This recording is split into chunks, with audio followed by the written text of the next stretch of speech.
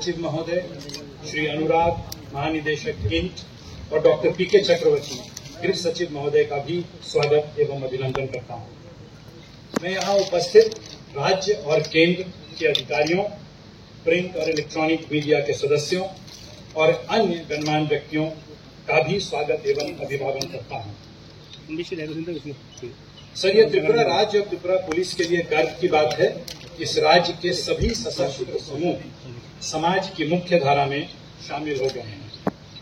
आज के समारोह के बाद राज्य में शांति बनाए रखने के लिए हम सभी की ओर से सामूहिक और एकजुट प्रयास होंगे।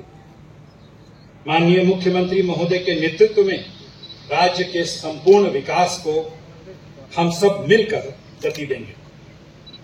समझौते के अनुसार कैडरों की पुनर्वास आवश्यकताओं का आकलन किया जाएगा।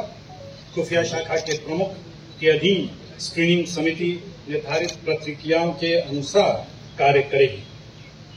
अंत में मैं सशस्त्र समूह के उपस्थित नेतृत्व और उनके सदस्यगण जो आज समाज की मुख्य धारा में शामिल हो रहे हैं, मेरी ओर से बहुत बहुत शुभकामनाएं देता हूं।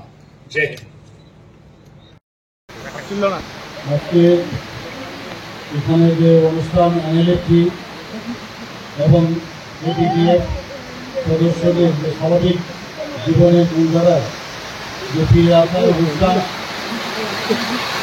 আজকে সপ্তম ব্যাটালিয়ন সিএসএফ হেডকোয়ার্টার গুমপুর জেলায় হচ্ছে। সেই উপলক্ষে আমাদের মাঝে উপস্থিত আছেন মঞ্চে त्रिपुरा सरकार सम्मानित चीफ सेक्रेटरी महोदय श्री जे.के. सिन्हा, डीजीपी त्रिपुरा सरकार যিনি আগে ওনার স্বাগত ভাষণ রেখেছেন শ্রী অমিতাভ রঞ্জন, এখানে ডিজিপি ইন্টেলিজেন্স শ্রী অনুরাগ এখানে উপস্থিত আছেন, doctor PK. Chakraborty secretary home government of Tripura, তাছাড়া এখানে সিনিয়র অফিসিয়ালসরা এখানে উপস্থিত আছেন এবং যারা এনএলএফটি যারা রিটার্নিং সদস্যরা এখানে উপস্থিত আছেন এবং মিডিয়া বন্ধুরা সবাইকে আজকে এই একটা যে ঐতিহাসিক দিনে আপনারা সাক্ষী হইলেন, আমরা সবাই সাক্ষী হইলাম, তার জন্য হার্দিক অভিনন্দন শুভেচ্ছা জানাচ্ছি।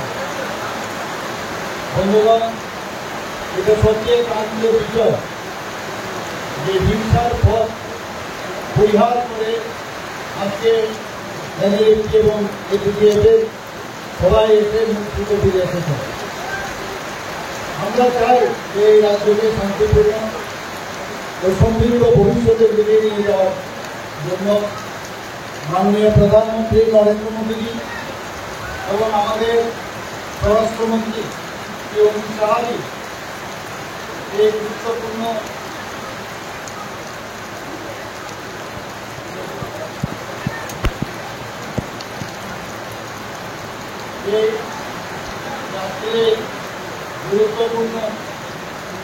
যে ওনারা সহায়ক ভূমিকা পালন করেছেন। এর জন্য আমি মাননীয় প্রধানমন্ত্রী নরেন্দ্র মোদীজি এবং কেন্দ্রীয় স্বরাষ্ট্রমন্ত্রী শ্রী অমিত শাহজিকে আমি ধন্যবাদ দিতে চাই। গত 4 সেপ্টেম্বর 2024 কেন্দ্রীয় স্বরাষ্ট্রমন্ত্রী শ্রী অমিত শাহজি উপস্থিতিতে government of India, government of Tripura এবং এনএলএফটি এবং এডিডিএফের একটা আপনারা সবাই জানেন একটা সমঝোতা স্বাক্ষর হয়েছিল দিল্লিতে। তার এই অঙ্গ হিসাবে আজ এখানে যে অর্থ সমর্পণের যে কার্যক্রম এবং সেই কার্যক্রমে আমরা দেখলাম স্বাভাবিক জীবন সমস্ত এনএলএফটি এবং এডিডিএফের সদস্যরা ফিরে এসেছেন। আমরা মাননীয় প্রধানমন্ত্রী নরেন্দ্র মোদীজি যখন প্রধানমন্ত্রী হিসাবে কার্যভার গ্রহণ করলেন, উনি বারবার বলেছেন যে নর্থ ইস্ট যদি ডেভেলপমেন্ট না হয় তাহলে ভারতে ডেভেলপমেন্ট হবে না।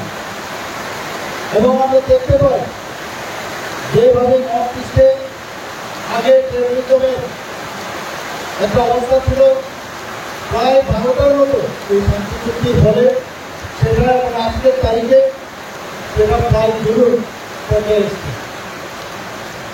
আমরা জানি যতক্ষণ ধরে শান্তি সম্প্রীতি এবং এখানে ট্রান্সপারেন্সি না থাকবে কখনোই আমাদের সমৃদ্ধি আসবে না। এবং এই যে 12টা আমাদের গুরুত্বপূর্ণ চুক্তি নর্থ ইস্টে হয়েছে, তার মধ্যে 3টি আমাদের ত্রিপুরার চুক্তি হয়েছে, আপনারা সবাই জানেন। এতে করে প্রায় 10,000 যারা দুদিন ধরে ট্রেনিংদের সাথে যুক্ত ছিল তারা আত্মত্যাগ করেছে। আজকে এই ত্রিপুরা